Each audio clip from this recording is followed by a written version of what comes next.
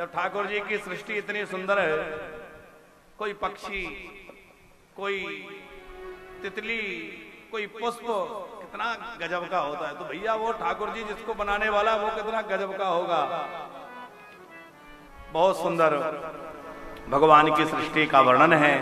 ब्रह्मा जी ने दो प्रकार की सृष्टि की है, ध्यान से समझिएगा। एक है मानसी सृष्टि और दूसरी है मैथुनी सृष्टि।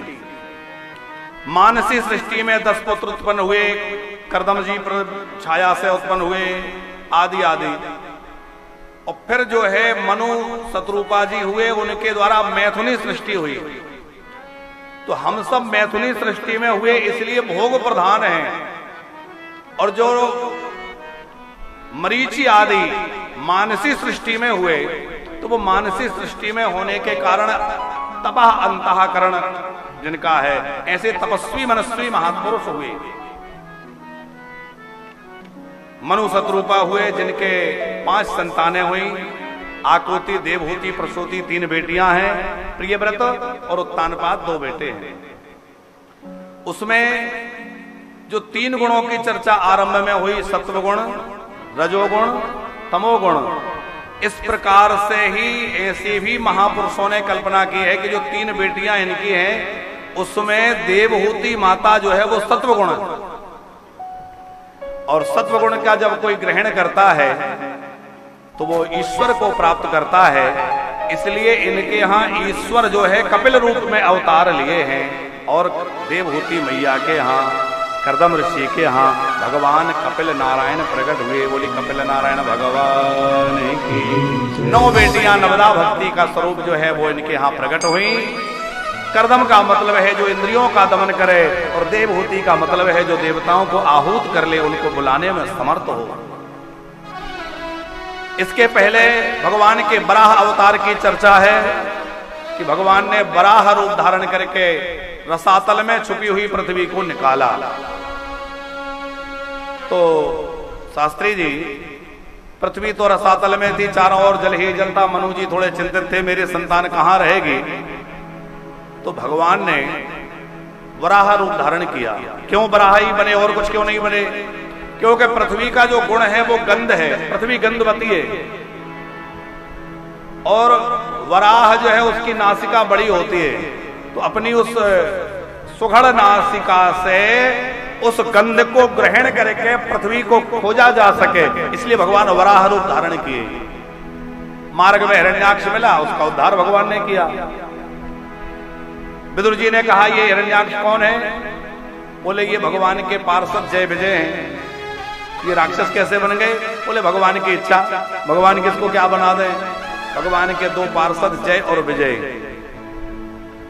एक बार भगवान के मन में इच्छा हुई कि किसी से युद्ध लड़ा जाए, कुछ पराक्रम हो। अब भगवान से युद्ध कौन करे? इतना समर्थ कौन है जो भगवान से युद्ध कर सके? तो भगवान के पार्षदों ने विचार किया कि प्रभु की ये इच्छा हम पूरी करेंगे, क्योंकि पार्षदों का काम है या भगवान के भक्तों का काम है भगवान की इच्छा पूर्ण करना, और भगवान का काम है भक्तों की इच्छा पूरी करना है। तो देखो, जैसा कि कथानक में है, कथा आप सब लोग जानते हैं, हम उसका सार कह रहे हैं कि द्वारपाल जय विजय द्वार पर खड़े थे और सनकादिक पहुंचे, तो जय विजय ने रोका और उन्होंने क्रोध करके श्राप दे दिया, असुर हो जाओ। तो बैकुंठ जैसा जो स्थान है, बैकुंठ जैसे स्थान में क्रोध आना, द्वेष होना, काम, ये सब विकारों का प्रवेश बैकुंठ में नहीं है। प्राकृत काम क्रोध आदि जो दुर्गुण हैं, वह बैकुंठ में कदाचित प्रवेश कर ही नहीं सकते, तभी तो उसका नाम बैकुंठ है। तो फिर किस प्रकार सनकादिक को क्रोध आ गया? बोले सनकादिक का क्रोध जो है वो केवल नाटक है, और जो जय विजय का उनको रोकना है वो भी नाटक है। वस्तुतः उन भगवान के पार्षदों को भगवान का प्रतिद्वंदी बन करके और भगवान की वो पराक्रम की इच्छा पूर्ण करने के लिए आना था, इसलिए वो दिति माता के गर्भ में आए और हिरण्याकश्यपु हिरण्याक्ष के रूप में जन्म हुआ। दिति का मतलब है द्वैत।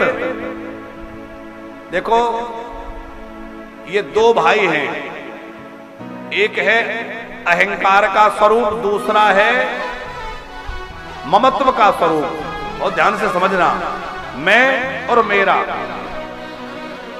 जो हिरण्याकश्यपु है वो अहंकार है, वो कहता है मैं ही भगवान हूं, सब कुछ मैं हूं। तो जो मैं करता है वो कौन है? हिरण्याकश्यपु। और हिरण्याक्ष का कहता है ये पृथ्वी मेरी है, ये मेरा है, वो मेरा है।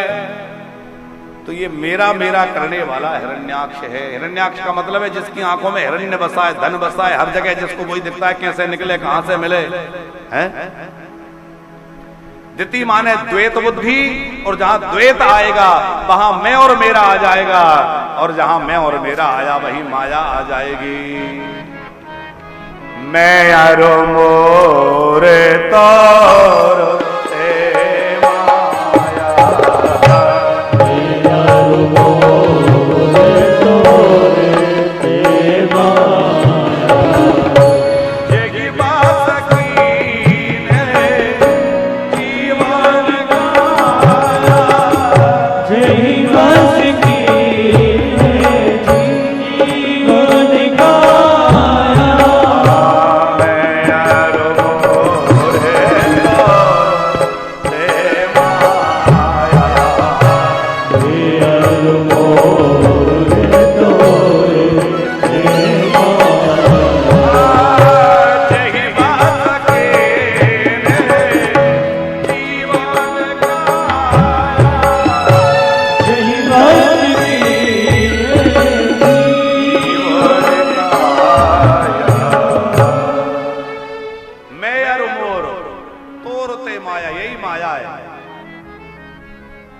ज्यादा मेरा मेरा तेरा तेरा करेगा तो गड़बड़ है। अच्छा देखो, हिरण्याक्ष के साथ जब भगवान वराह नारायण का युद्ध हुआ, आप कभी उस प्रसंग को पूरा पढ़िए। भगवान वराह के हाथ से गदा छूट गई, तो हिरण्याक्ष क्या कह रहा है? उठाओ उठाओ गदा उठाओ। तो भगवान ने गदा उठा ली। फिर युद्ध करते करते 7 बार भगवान वराह ने हिरण्याक्ष की गदा गिरवा दी। और हर बार भगवान जब भी गदा करती तो हम हंस के क्या कहते हैं? अरे उठाओ उठाओ, अपनी गदा उठाओ, अपना शस्त्र उठाओ, उसके बगैर युद्ध कैसे करोगे? तो देवता चक्कर में पड़ गए कि ये युद्ध हो रहा है कि नाटक हो रहा है। अरे जिसको युद्ध करना है वो ऐसे युद्ध करेगा कि गदा उठाओ युद्ध करो। अरे भगवान इस दुष्ट को मार क्यों नहीं देते? इसलिए देवताओं ने वहां स्तुति करी है, प्रभु इस दुष्ट के साथ आप ऐसा खेल मत करिए, आप प्रभु ये खेल बंद करिए और जल्दी से इस दुष्ट को समाप्त कर दीजिए। तो भगवान वराह नारायण के साथ वो लीला हो रही थी, इसलिए तो भगवान ऐसा कर रहे थे, क्योंकि वस्तुतः वह राक्षस के स्वरूप में भले ही है, और है कौन? भगवान का प्रिय पार्षद है। तो भगवान ने उसका उद्धार वहां किया। देवहूति के गर्भ से भगवान कपिल रूप में प्रकट हुए हैं। आगे बड़ी सुंदर कथा, माता आकुति जो है इनके यहाँ यज्ञ नारायण भगवान प्रकट हुए और दक्षिणा देवी प्रकट हुई हैं। ये भागवत भी यज्ञ है। अभी हम लोगों ने यज्ञ किया था, तो सीताराम जी की प्राण प्रतिष्ठा का यज्ञ हुआ। तो यज्ञ कौन है? बोले यज्ञ जो है वो साक्षात नारायण ही है। वो आकुति मैया के यहाँ रुचि प्रजापति के पुत्र बन करके आए यज्ञ नारायण के रूप में।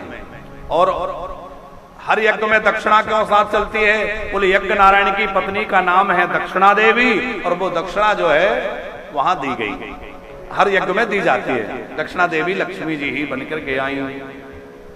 प्रसूति नाम की सबसे छोटी बेटी महाराज मनु की जो है, उनके यहाँ 16 कन्याएं, जिनमें से एक भगवान शंकर के साथ ब्याही गई, उनका प्रसंग सुनाया है। और शिवजी के साथ जो ब्याही गई, 13 धर्म को, एक पितृगणों को, एक शिवजी को, इस तरह उनके जो विवाह हुए हैं।